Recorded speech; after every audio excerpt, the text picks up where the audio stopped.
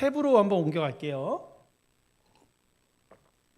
네, 지난주에 우리가 하지 못했는데 오늘은 좀 빨리 진행을 좀 해보도록 하겠습니다. 오늘은 로마서 2장 17절에서 29절까지의 말씀입니다. 로마서 2장 17절에서 29절까지의 말씀. 좀 긴 말씀인데요. 그렇게 어렵지 않은 말씀입니다. 자, 말씀을 한번 하나하나씩 살펴보도록 하겠습니다. 자, 17절부터 20절까지를 좀 같이 좀 보려고 하는데요. 자, 17절에서 20절까지의 말씀 우리 다 같이 한 목소리 한번 읽어볼까요? 시작. 유대인이라 불리는 내가 율법을 의지하며 하나님을 자랑하며 율법의 교훈을 받아 하나님의 뜻을 알고 지극히 선한 것을 분간하며 맹인의 길을 인도하는 자요 어둠에 있는 자의 빛이요 율법에 있는 진리의 모본을 가진 자로서 어리석은 자의 교사요 어린아이의 선생이라고 스스로 믿으니. 네, 여기까지가 한 단락이에요. 오늘 본문에. 자, 이 문장은요 17절부터 20절까지는 아주 쉽습니다. 뭐냐면 중간에 있는 내용은 한 가지 결론을 설명해 주는 것뿐입니다. 자, 17절의 맨 처음에 있는 유대인이라 불리는 내가, 그러니까 결국 너라는 게 이 주어죠.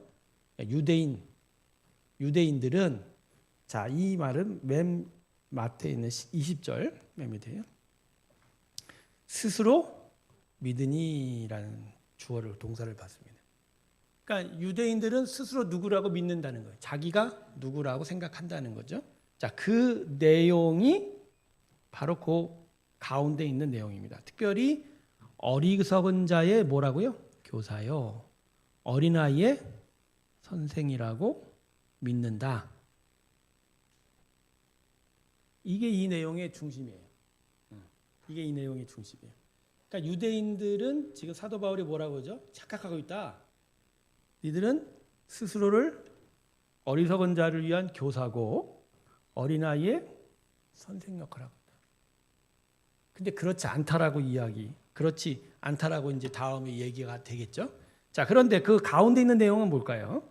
바로 자기들이 그렇게 교사요 선생이라고 믿는 내용을 좀 더 자세하게 이야기를 하는 거죠. 자, 그래서 17절 맨 위로 다시 가세요. 자, 그러면 하나하나씩 지금 열거를 하고 있습니다. 첫 번째는 뭐죠? 율법을 의지하고 있다. 니들은 스스로 율법 의지하는 사람이라고 이야기하고 있다라는 거죠. 그 다음에 두 번째 뭐죠? 하나님을 자랑한다. 근데 지금 어조로 보면 이거 다 아니란 얘기죠. 지들은 그렇게 생각하는데 내가 볼 땐 절대 아니다. 그러니까 거꾸로. 그러니까 이거를 거꾸로 바꾸면 유대인들이 다 그런 사람이 되는 거예요. 실상은. 18절을 보세요. 율법의 교훈을 받아 하나님의 뜻을 알고 지극히 선한 것을 분간하며. 19절은요. 맹인의 길을 인도하는 자요. 어둠에 있는 자의 빛이요. 20절은 율법에 있는 지식과 진리의 모본을 가진 자로서 스스로를 어리석은 자를 인도하는 교사다. 어린아이의 선생이라고 소리합니다. 자, 그러니까 유대인들이 그렇다는 게 아니라 사도 바울이 지금 요 가운데 있는 내용이 엄밀히 말하면 제대로 하나님 믿는 사람의 모습이라고 생각하면 됩니다. 처음부터 다시 한번 보세요. 자기 자신 여기 비춰보세요. 내가 지금 율법을 의지하는가? 여러분, 율법이 나쁜 건 아닙니다. 율법이 나쁜 게 아니에요. 다만 율법으로서 자신의 의를 드러낼 수 없다라는 한계 때문이지 하나님이 가르쳐주신 계명이죠. 이거 따라가라고. 그러니까 율법을 의지한다는 건 결국 하나님의 계명을 따라간다. 하나님 말씀대로 살겠다는 순종을 이야기하는 거죠. 그리고 하나님을 자랑한다. 하나님을 자랑하는지 자기를 자랑하는지 세상을 자랑하는지. 그죠? 그다음에 18절은 더 중요합니다. 율법의 교훈을 받아 하나님의 뜻을 알고. 이게 제일 중요한 부분이기도 해요. 사도 바울이 율법을 통해서 하고 싶은 얘기가 바로 이거일 수 있어요. 율법은 하나님의 뜻을 깨닫는 장치죠. 그거 이제 다음 시간에 나오는데 지극히 선한 것을 분간하는 거죠. 그리고 이제 이러한 내적인 일들이 나타나면 외적으로는 맹인의 길을 인도하죠. 어리석고 세상 물정 모르는 자들에게 그죠? 이게 바람직한 길이다라는 것을 자신의 삶으로 보여준다는 거죠. 그래서 어둠에 있는 자의 뭐가 된다? 빛이 된다. 여러분은 세상이 빛이 되시길 바랍니다. 네, 우리는 그런 빛에 존재하지 않습니까? 그다음에 이제 총체적으로 율법에 있는 지식과 진리의 모본을 가진 자로서. 그러니까 결국 하나님을 믿는 자라는 것은 결국 하나님이 어떤 뜻을 가지고 있는지 그리고 그 뜻 가운데서 하나님의 진리는 무엇인지를 마음의 중심으로 새겨가고 있는 자. 그런 거죠. 자, 여기까지가 이제 20절까지의 내용이죠. 자, 그러면 그 다음에 뭐라고 이야기하는지 한번 또 보도록 하겠습니다. 자, 우리 21절부터 24절까지를 다 같이 한번 읽어보도록 하겠습니다. 시작. 그러면 다른 사람을 가르치는 내가 내 자신은 가르치지 않으냐? 도둑질하지 말라 선포하는 내가 도둑질하느냐? 간음하지 말라 말하는 내가 간음하느냐? 우상을 가증히 여기는 내가 신전 물건을 도둑질하느냐? 율법을 자랑하는 내가 율법을 범함으로 하나님을 복되게 하느냐? 기록된 바와 같이 하나님의 이름이 너희 때문에 이방인 중에서 모독을 받는도다. 자, 이제 지금 방금 전에 20절까지의 내용을 이제 뒤집습니다. 사도 바울이. 너희는 스스로 그렇게 착각하는데 그러면은 이게 그러나로 번역하는 게 훨씬 낫습니다. 그러나 아니다라는 거죠. 아니다라는 거죠. 너희들 아니다. 다른 사람을 가르치는 내가 내 자신은 가르치지 아니하느냐. 자, 이 전체 문장에서요. 그러면을 받는 것은 이 중간에 있는 내용이 아니라 요 맨 마지막에 있는 24절이에요. 하나님의 이름이 너희 때문에 이방인 중에서 모독을 이게 중요한 내용이에요. 그러나 너희는 스스로 다른 사람을 가르치는 선생이고 교사라고 스스로 착각하지만 아니다. 너희는 너희 때문에 하나님의 이름이 이방인 중에 모독을 받는다. 자, 그러면 하나님의 너 때문에 하나님의 이름이 이방인 중에 모독을 받는 이유가 뭐냐? 그 내용을 가운데다 지금 풀어놓고 있는 거예요. 첫 번째는 좀 띄어놨는데 다른 사람을 가르치는 데가 네 자신을 가르치지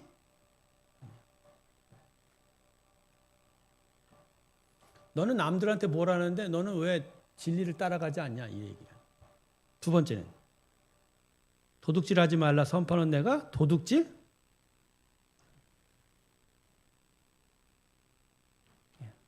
세 번째는 간음하지 말라 말하는 내가 간음하는. 여러분 이거 진짜 엄청 찌르는 얘기죠. 엄청 찌르는 얘기죠. 지금 뭐 유대인들에 대해서 뭐 사도 바울이 심각하게 얘기하는 겁니다. 네 번째 뭐죠? 우상을 가증히 여기는 내가 신전 물건을 도둑질하는. 23절 보세요. 율법을 자랑하는 내가 율법을 범함으로 하나님을 복되게. 오히려 니들은 율법 지킨다고 하는데 율법 너희는 안 지켰다 이 얘기예요. 이야, 엄청난 이야기를 쏟아붓고 있습니다. 그러니까 니들은 지들이 달라갖고 남들한테 막 선생이고 교사라고 막 자랑하고 착각하고 있는데 아니야. 내가 볼 땐 니들은 오히려 거꾸로 하고 있다. 니들이 오히려 도둑질하고 니들이 오히려 간음하고 니들이 오히려 우상숭배하고 오히려 너 때문에 하나님이 욕을 먹고 있다. 라고 얘기해요. 24절 보세요. 기록된 바와 같이 이게 사실은요. 사도 바울이 얘기한 게 아니라 이사야 52장 5절의 말씀을 인용한 거거든요. 하나님의 이름이 너희 때문에 이방인 중에 모독을 받는다. 자, 이건 지금 유대인들에 대한 사도 바울의 지적이지만 이 지적이 우리에게도 여전히 유효하게 적용이 되는 거죠. 그죠? 나는 하나님의 사람, 예수를 믿는 사람, 하나님께 예배하는 자로서 다른 자들 앞에 어떠한 모습으로 서 있는가? 나는 아닌데, 나는 사실 그렇게 살지 않았는데 다른 사람한테 그렇게 살라고 가르친 건 아닌가? 오히려 내 안에 더 악한 일이 많지는 않은가? 그러니까 특별히 이건 유대인들 중에 이제 바리새인들 얘기인데, 바리새인들의 문제가 결국 이거예요. 바리새인들이 율법을 중요하게 여기는 그 마음이 잘못된 게 아니라 율법을 통해서 결국은 자기를 자랑한 거죠. 자기를 자랑. 여러분, 신앙은요, 자기를 자랑하는 게 아니에요. 신앙은 나를 드러내는 쪽으로 가면 그거는 잘못된 겁니다. 신앙의 방향은 아까도 얘기했지만 하나님을 자랑하는 거예요. 하나님이 점점 더 드러나요. 하나님의 은혜가 더욱 커지는 거고, 신앙생활이 좀 더 제대로 잘하고 성숙하면 성숙할수록 자기 존재가 점점 작아지는 거예요. 점점 작아지는. 근데 이제 이게 우리의 일상의 신앙생활을 보면 이게 그렇지 않은 경우가 참 많죠. 특별히 이제 교회라는 공동체 안에서 서로 모여서 교회를 함께 세워가야 되니까. 근데 또 함께 세워가는 사람들, 특별히 앞장서서 세워가는 사람들한테 이런 일이 많이 나타나죠. 아무래도 같이 일하고 또 앞에서 끌어가다 보니까 어떤 그 사람의 리더십, 또 그가 행한 일들이 사람 눈에 보일 수밖에 없고, 또 그 보여진 걸 통해서 만족감을 느낄 수밖에 없는 게 인간의 어떤 기본적인 품성인데, 거기서 이게 하나님께서 하신 일이라는 고백이 점점 약해지면 결국 자기 자랑밖에 안 됩니다. 자기 자랑이에요. 그래서 이런 부분들이 진짜 신앙생활하면서 어려워져 가는 거죠. 그래서요, 계속적으로 자기 자신을 보되 자기 자신의 부족함, 자기 자신의 연약함을 언제나 고백하고 하나님의 크신 은혜를 계속 의지하는 것, 이게 바로 신앙일 겁니다. 자, 그러한 신앙의 일들이 우리 가운데 있기 원합니다. 아멘. 자, 우리 마지막 부분 한번 보죠. 이제 마지막 부분은 이제 25절부터 29절까지의 말씀이에요. 자, 이게 사실은 어려운 말씀이에요. 한번 우리가 25절부터 29절까지 한번 읽어 보도록 하겠습니다. 자, 읽습니다. 시작. 내가 율법을 행하면 할례가 유익하나?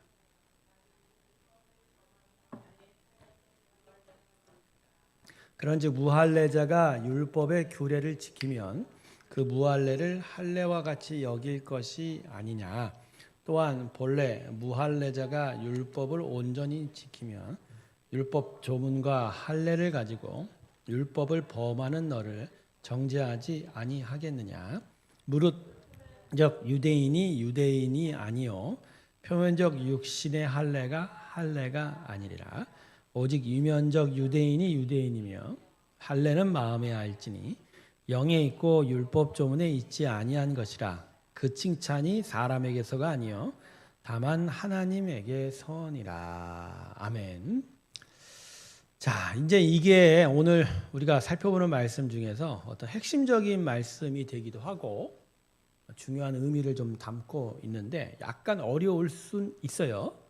그렇지만 이 말씀의 배경을 좀 알고 나면 그리 어렵진 않을 겁니다. 자, 이 말씀을 지금 사도 바울이 하는 이유 중에 하나는 뭐냐면요, 율법주의자들이 예수 그리스도의 은혜의 구원을 무력화시키려고 하기 때문입니다. 그러니까 사도 바울이 항상 전도를 할 때 어디를 가도 유대인의 회당을 먼저 찾아갑니다. 그래서 구약적 배경이 있는 자들에게 쉽게 너희가 이사야서를 통해서 알고 있었던 그 메시아가 자, 지금 예루살렘에서 사람이 죽인 십자가에 죽었던 예수다. 그러니까 예수가 사흘 만에 부활하셨고 그가 하나님의 아들이다. 이렇게 해서 그들을 전도하고 그들을 이제 예수를 믿게 하는 쪽으로 했는데, 이 와중에서 율법주의자들이 사도 바울이 전한 복음에 반발하는 거예요. 첫 번째는 뭐 그 십자가에 죽은 예수가 무슨 하나님의 아들이냐, 그죠? 나무에 달려 저주받은 사람이다. 그게 첫 번째고, 두 번째는 구원의 도리에 대해서 반발하는 거죠. 유대인들에게 있어서 구원의 도리는 뭐죠? 율법을 다 지켜야만 구원을 받는 거예요. 쉽게 얘기하면, 그러니까 그 율법이라는 게 특별히 이제 자기들이 이제 더욱 중요하게 얘기하는 게 할례. 진짜 그들은 할례를 정말 중요하게 얘기했어요. 왜냐하면 이 할례는 다른 민족들한테는 없는 거거든요. 그러니까 자기들만 가지고 있으니까 우리는 택함 받은 백성이다. 이거 지켰으니까 하나님 구원받는. 두 번째가 안식이래요. 안식일. 정말 이거 신주 따지 못하듯이 생각하는 게 안식일입니다. 이것도 다른 사람들과는 다른 삶의 방식이니까. 다음에 이제 뭐 이방 음식 문제들 있지 않습니까? 음식 문제들, 돼지고기 먹지 말라, 뭐 이런 부분들까지. 근데 이제 이런 부분을 통해서 이걸 잘 지키면 구원을 받는다. 근데 이제 사도 바울이 지적하는 거죠. 니들 율법 다 지키지 못한다는 거야. 니네 지금 다 지켰다고 자랑하는데 아니다라는 거. 니들 정말 다 지키지 못했다는 거죠. 근데 유대인들은 반발하죠. 아니다, 우리 다 지키지 않았냐? 할례 했지 않냐? 안식일 지키지 않냐? 우리 이방 신전에 바쳐진 고기 안 먹는다. 이런 논쟁이 사실 예수님 당시에도 있었어요. 예수님 때. 바리새인들이 얼마나 예수님한테 와서 막 시비를 걸지 않습니까? 안식일에 배고프다고 그 알갱이 따먹었다고 뭐라고 하질 않나. 예수님 안식일에 병든 자 고쳐줬더니 왜 일하냐고 뭐라고 하지 않나. 별의별 얘기를 다 했지 않습니까? 근데 예수님이 아주 핵심적으로 하신 말이 뭐죠? 핵심적으로. 율법의 가장 본뜻에 대한 그게 뭐냐면 입으로 들어가는 게 잘못된 게 아니라는 거죠. 뭐가 문제라고요? 나오는 게 문제. 그러니까 율법이 결국은 핵심적으로 건드리는 건 외형의 모습이 아니라 어디의 모습이라고요? 마음의 모습이라는. 마음이라는. 그러니까 여기 안에 의롭고 선해야 비로소 율법을 다 지킨 거다라는. 그죠? 그러니까 밖으로는 간음 안 하고 뭐, 그죠? 도둑질 안 해도 마음 안에 탐심을 갖고 있고 음심을 갖고 있으면 그 자체로 율법을 어긴 거라는 거죠. 어긴 거야.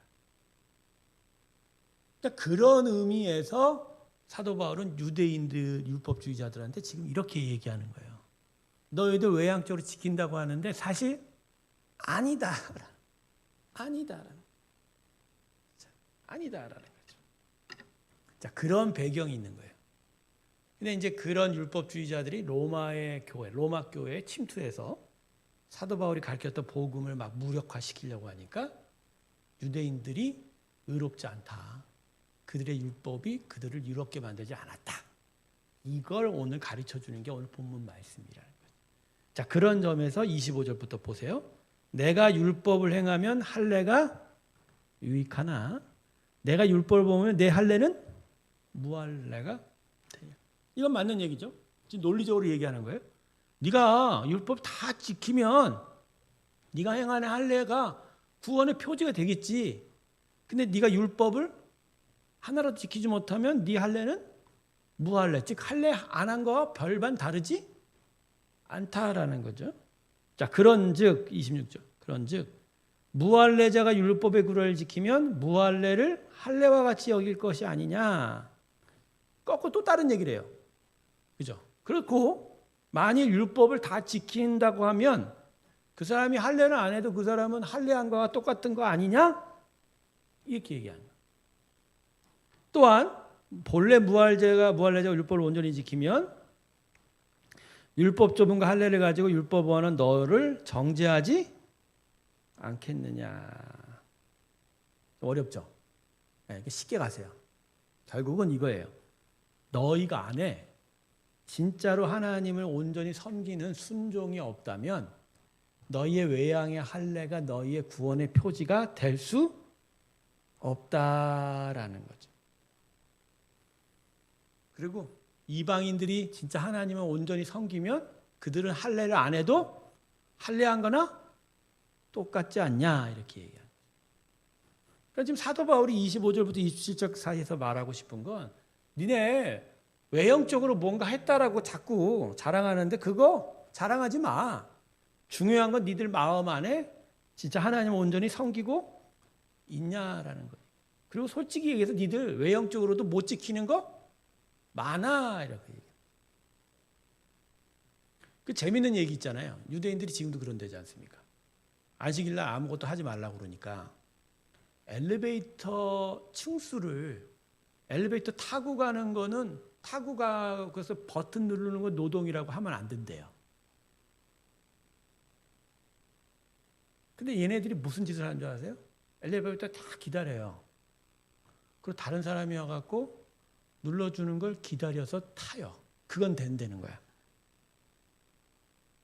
그러니까 지금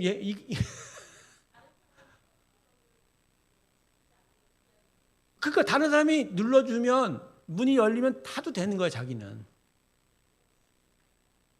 그러니까 이 사람들이 얼마나 자기 안에 그 외형적으로 얘기하잖아요.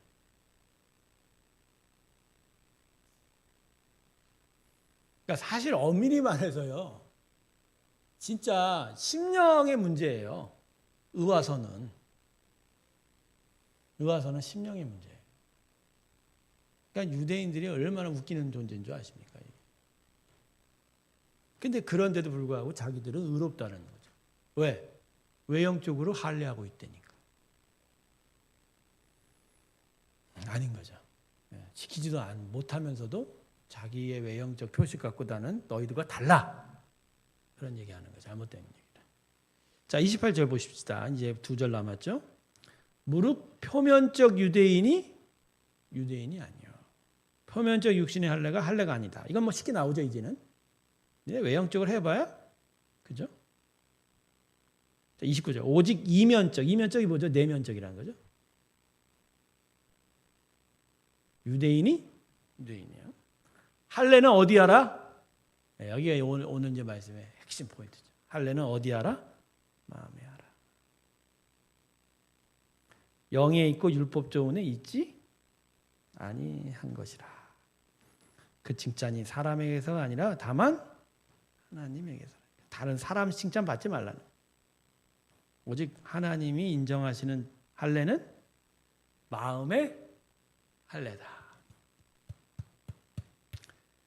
그래서요 구원은요 심령의 십자가에 죽고 다시 태어난 일이 반드시 있어요. 그게 할례예요. 그게 할례예요. 할례라는 게 결국은 뭐죠? 생식기 표피를 잘라내는 거잖아요. 그 의미는요 너희는 죽었다는 얘기예요. 그리고 내가 살린다는 얘기거든. 네. 그죠? 거기서 생식기 표피 자를 때 피가 나오잖아요. 그 생식기가 자른 것 자체가 이미 죽었다는 얘기. 그러니까 이 뭐랄까 하나님께서 우리에게 요청하시는 건 결국 중생입니다. 네. 나로서 사는 게 그러니까 갈라디아서 2장 20절이 19절 20절이 이게 아주 중요한 말씀이에요. 2장 20절. 제가 볼 때는 이게 구원의 거의 완전한 덕트린이에요. 이제 내가 사는 건 나로서 사는 게 아니라 네, 지금 제도 말씀을 갑자기 까먹었는데 네, 누가 사모님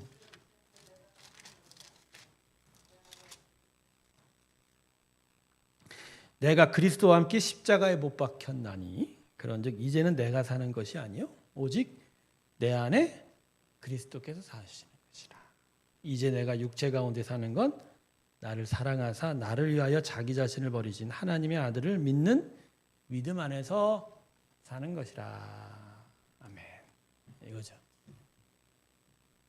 야, 근데 사도 바울이 이걸 어떻게 깨달았을까요? 한때는 자기가 이와 같은 사람들이었잖아요. 이 똑같은. 그래서 막 예수 믿는 사람들 잡아 족쳤던 사람인데 이걸 어떻게 깨달았을까? 이게 또 은혜죠. 은혜죠. 그러니까 저는 이제 이 말씀을 오늘 이거 마지막 이 부분을 보면서 그런 생각을 우리가 적용해야 됩니다. 그러니까 우리가 지금 우리 자신의 심령 안에서 참된 구원을 감사하며 그 참되게 이 마음으로 하나님을 온전히 섬겨가는 그런 신앙인인지 어느새 외형적이고, 그죠? 형식적인 거에 너무 이제 길들여져서 그냥 매주 교회 오고 가고 하는 걸로 난 예수 믿는다라고 착각하고 있는 건지, 이거를 정말 되돌아가야 돼. 내가 진짜 예수 믿는 사람인지, 아니면 이제 타성적으로 형식화된 사람, 삶의 내용이 전혀 바뀌지도 않은 채 그렇게 살고 있는지, 이걸 이 말씀을 통해서 그러면 진짜 나는 할례가 마음에 할례한 자인지를 한번 되돌아보는 그런 일이 있기를 원합니다. 자, 이제 이걸 이제 다 이제 말씀을 전정했으니까요. 이제 본문 관찰을 하도록, 이제 성경 공부안을 좀 보도록 하겠습니다.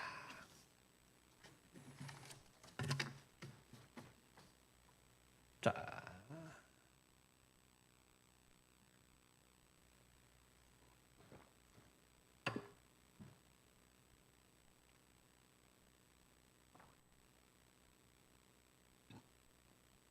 저게 왜 계속 저러죠? 화면이? 난 움직이고 있는데.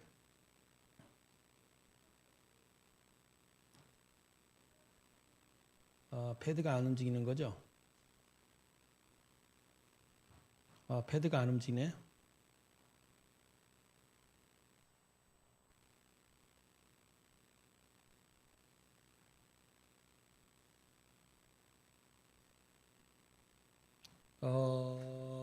TV를 인식을 못해요 지금.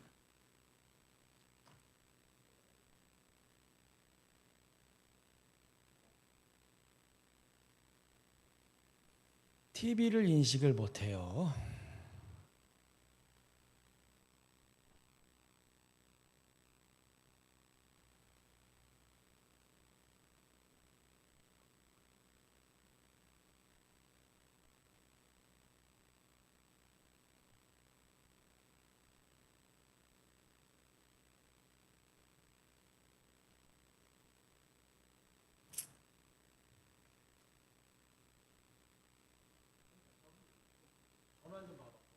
동글이 전원 좀 봐볼래요?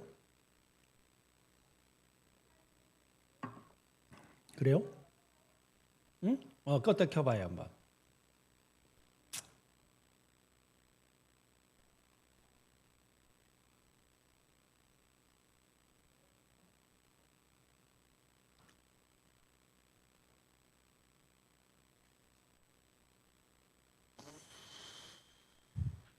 안 떠.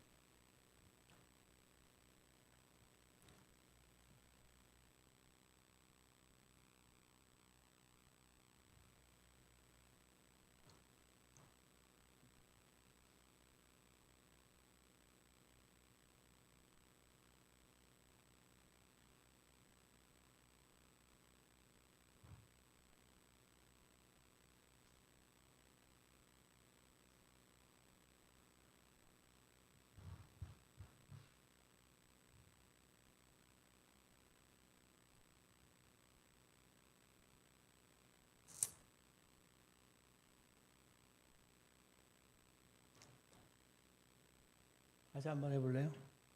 안 떠요?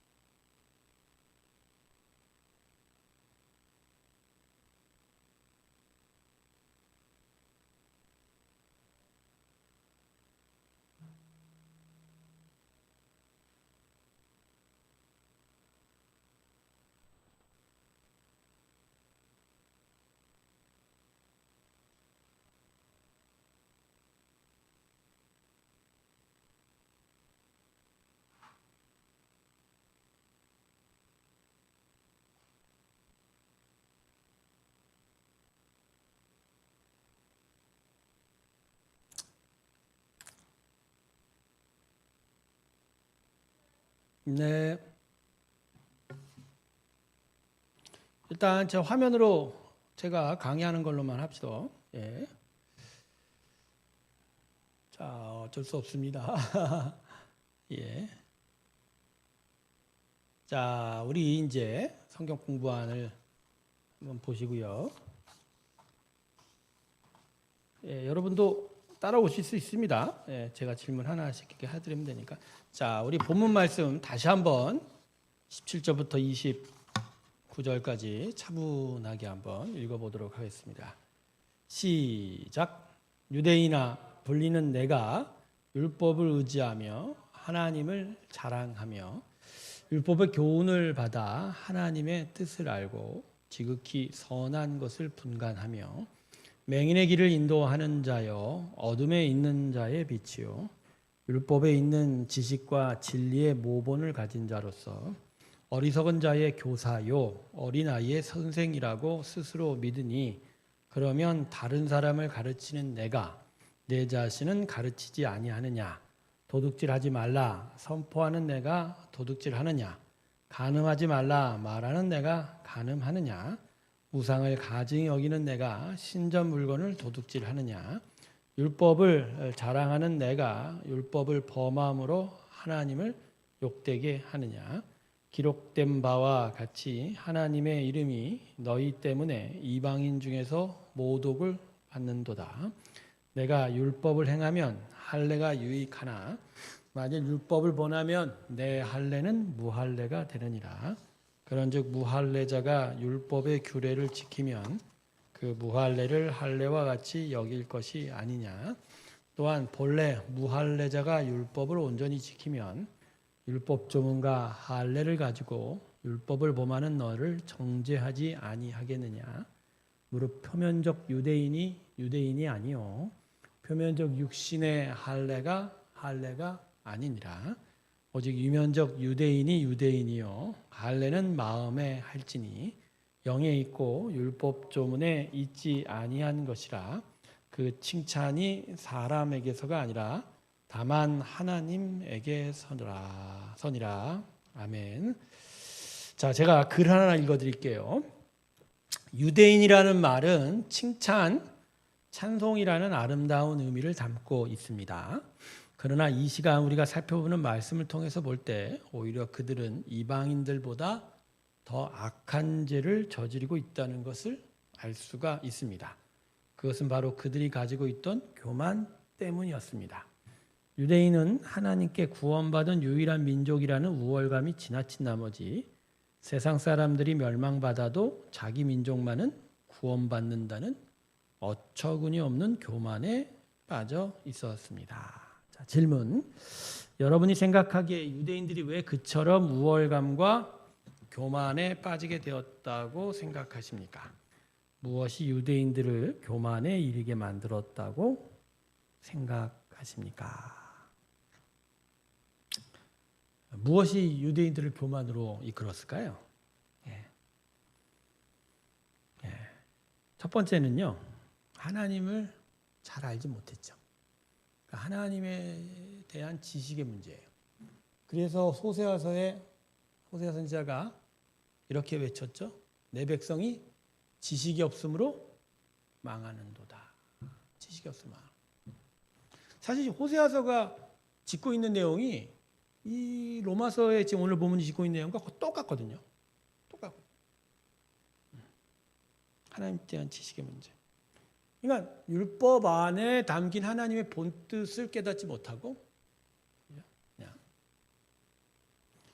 두 번째는 탐욕 때문이죠. 탐욕. 결국 자기 사랑이 강하다 보니까 자기를 성찰하지를 못하고 오히려 자기를 사랑하니까 율법을 통해서 자기를 부스트, 자랑하고 자기를 드러내는 게 더 강했죠. 그러니까 율법은 원래 죄를 깨닫게 되는 장치거든요. 내가 이렇게 못났구나. 내가 이렇게 못됐구나. 내가 이런 수준이고 이걸 깨닫게 하는 장치인데 오히려 율법을 통해서 자기를 드러냈죠. 난 이거 지켰어. 난 이 정도를 할 수 있어. 자기 성찰이 없는 탐욕. 그래서 여기에 대한 답은 저는 그렇게 달았어요. 첫 첫 번째는 하나님의 지식에 대한 문제다. 두 번째는 탐욕, 자기 사랑으로 인해서 자기를 제대로 성찰하지 못했다.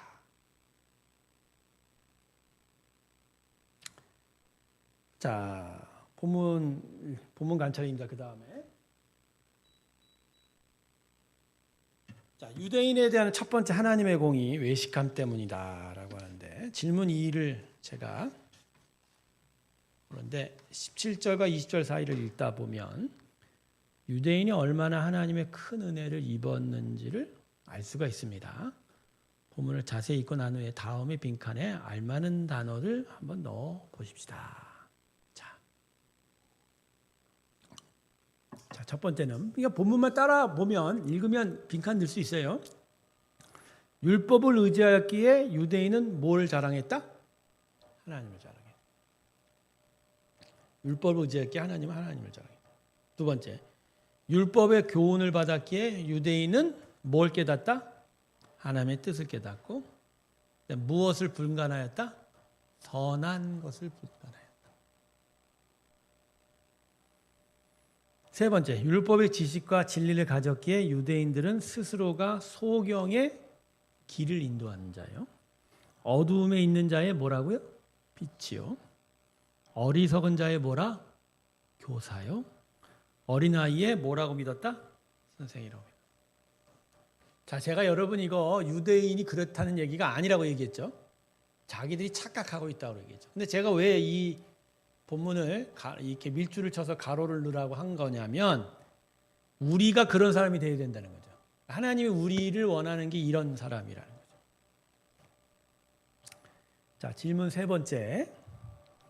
24절을 보면 유대인 때문에 하나님의 이름이 이방인 중에서 욕된 이름이 되었다라고 합니다. 자, 그렇다면 그것은 무슨 이유 때문입니까? 뭐 쉽죠. 자기들은 율법 잘 지켰다고 자랑하지만 도리어 율법을 못 지키고 있으니까, 율법을 범하고 있으니까. 그죠? 하나님께서 이스라엘 백성을 택한 이유가 율법 잘 지키라고. 그래서 그 율법을 잘 지킴으로 인해서 하나님의 영광을 드러내라고 했는데 이스라엘 백성은 율법을 오히려 안 지키니까 하나님의 영광이 아니라 하나님께 오명을 가져다 주는 존재가 된 거라는 거죠. 이것도 우리에게 적용이죠. 하나님의 백성으로 하나님께 영광 드려야 되는 존재인데 오히려 하나님의 이름을 먹칠하는 존재가 우리가 되면 안 됩니다. 세상 사람들이 예수 믿는 사람 왜 저래? 예수 믿는 사람 왜 저래? 착각 그 사람들이 오해하고 있는 부분도 있겠지만 우리는 더욱더 세상 사람들 앞에서 윤리적이고 더 도덕적이어야 돼요. 이 부분이 필요한 거죠. 자, 그 다음에 유대인에 대한 두 번째 하나님의 공의 외형적 믿음 때문에 질문 네 번째 할례는 유대인들에 있어서 특별한 의미를 가지고 있습니다. 그것은 할례가 하나님과 자신들의 관계를 보여주는 증표라고 생각했기 때문입니다. 그러니까 할례가 구원의 수단이 되어버린 것이죠. 여러분은 이것에 대해서 어떻게 생각하십니까?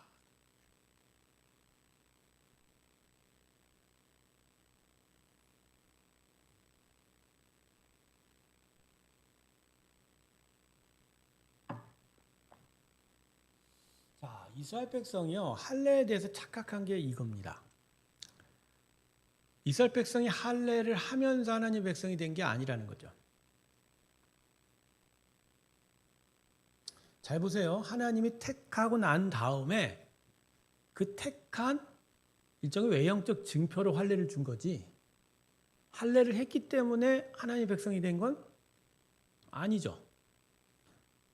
여러분 아브라함이 하나님의 백성으로 가나안 땅에 갈 때 할례부터 했나요? 하나님이 와서 말씀 주고 난 너를 택했다. 너를 복의 근원 삼았다. 이 가나안 땅을 줬다. 이렇게 했잖아요. 그러고 나서 거기서 믿음의 여러 훈련을 거친 과정 속에서 할례한 거거든요. 그렇죠? 이스라엘 백성들도 그래요. 두 번째 출애굽 세대도요. 광야 땅에서 할례 안 했어요. 할례할 경황도 없었기도 하지만 그들이 할례를 언제 했죠? 요단강 동편에 와서 했어요. 아니다, 요단강 건너서 했어요. 요단강을 건너서 할례하고 그리고 있다가 여리고성을 치러 갔어요. 그거는 너희는 이스라엘 백성이다, 내 택한 백성이다, 나의 군사다 라고 확인을 해주고서 그 확인된 그 하나님의 약속을 자기 외형적으로 확인하는 것뿐이에요. 자, 우리 교회에서 베푸는 세례 말입니다. 세례식. 세례식이 있어야 구원받은 증거인가요? 아니죠. 세례는 세리머니예요. 예식이죠. 그러니까 내가 하나님의 택한 백성이라는 걸 내가 이런 세리머니를 통해서 내가 외적으로 확인하는 것뿐이죠. 중요한 건 진짜 자기의 마음 안에 하나님을 믿는 믿음이 있냐 없냐. 그건 진짜 자기만 하는 거죠. 하나님만 하는 거. 예배도 마찬가지죠. 주일날 오전에 예배 드립니다만 그게 예배일까요? 하나님이 형식을 받습니까? 마음의 중심을 받습니까? 그렇죠. 그러니까 근데 이스라엘 백성은 착각한 거죠. 그러니까 마음의 할례가 중요하다고 얘기를 하는 바로 이 부분.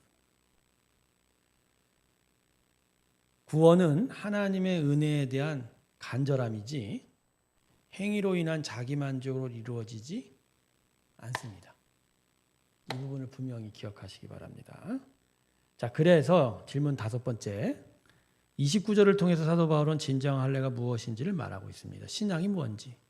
다음 문장의 빈칸을 알맞은 단어로 채워보십시오. 자, 29절을 참고하시면 됩니다. 첫 번째, 할례는 겉으로 하는 것이 아니라 어디 하는 거다? 마음이 하는 것이다. 두 번째, 할례의 기본은 각 사람의 영에 있으며 율법 조문에 있지 않다.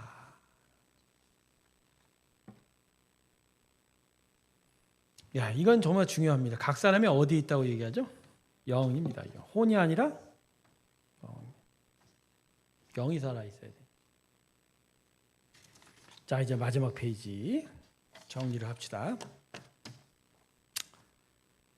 자, 묵상을 하죠. 유대인의 외식함에 대한 하나님의 마음은 본문 23절과 24절에 담겨 있습니다. 23절과 24절에 담겨 있습니다.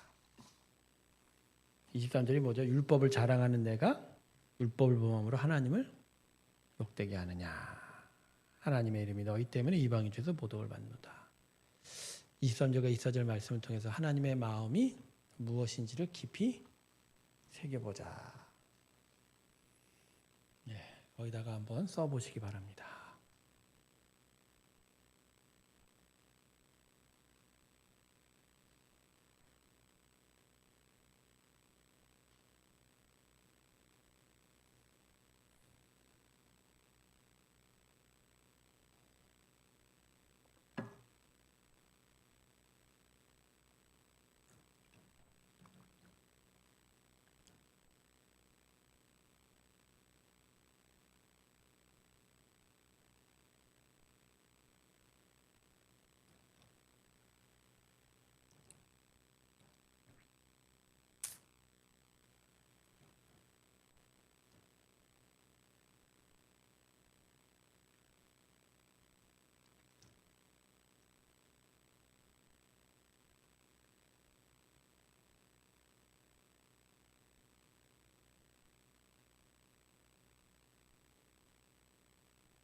저는 여다가 뭐라고 썼냐면요.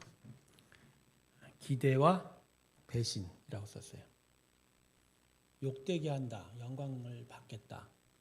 그거는 기대가 있다는 얘기죠. 이스라엘 백성을 택한 하나님의 기대. 그건 이들이 진짜 하나님의 뜻을 잘 순종하고 거룩한 하나님의 백성이 되어 이방들에게 빛이 되는 제사장 나라가 되기를 바랬는데 오히려 이들을 통해서 하나님이 더 모욕을 받았다. 그 마음이 바로 이 23절과 24절에 담겨 있다. 그렇게 생각을 한 겁니다. 그러니까 여러분, 우리를 구원하신 데에는 하나님의 기대가 있는 겁니다. 처음엔 우리의 비참함과 우리의 그죠? 심판받을 것에 대한 하나님 구원하신 큰 은혜가 우리 가운데 있지만 그 은혜는 우리를 향한 도리어 이제 기대가 되는 거죠. 그래서 예수 믿는 사람은 하나님의 구원의 은혜도 있지만 도리어 사명을 갖게 됩니다. 이제 내가 어떻게 살아야 되는지에 대한 사명이 주어져 가는 거죠. 그래서 사명은 직분자들한테 있는 게 아닙니다. 목사님, 선교사님한테 있는 게 아니라 모든 믿는 자가 다 하나님의 기대 안에 있는 사명이 있는 거다. 자, 묵상 두 번째. 제가 오타가 났네요. 묵상 두 번째. 29절에 할례는 마음에 할지니 영에 있고 율법 조문에 있지 아니하다를 통해서 율법에 대한 하나님의 뜻을 헤아려 봅니다. 여러분, 율법의 제가 핵심이 뭐라고 자꾸 반복해서 얘기했죠. 신명기 6장 말씀이라지 않습니까? 이스라엘 백성아 들으라. 그 쉐마라고 해요. 들으라를 이제 히브리어로 쉐마라고 하는데 이 쉐마가 결국 뭐죠? 너는 마음을 다하고 뜻을 다하고 힘을 다하여 내 하나님 여호와를 사랑하라. 그러니까 율법은 할례를 행하고 안식일을 행하는 건 2차적인 거예요. 율법이 우리에게 가르치는 건 뭐죠? 마음을 다하는 뜻, 이것도 마음이죠. 힘을 다하는 다 마음이죠. 마음에서 하나님을 사랑하라.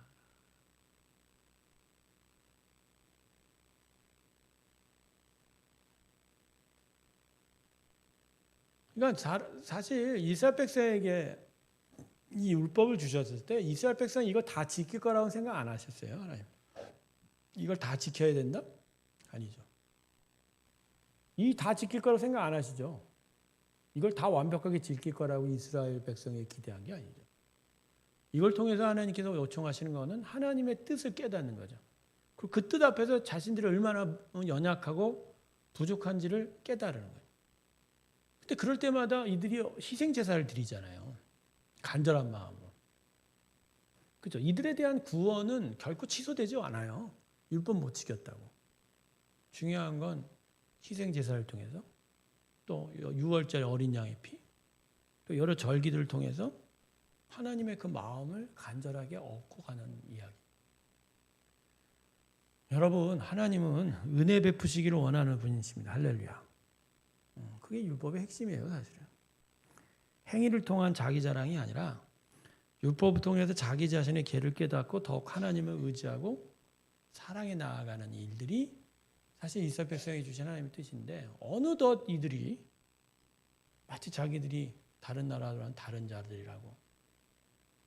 제가 이제 요새 이제 에스겔서를 이제 묵상하기 시작하지 않습니까?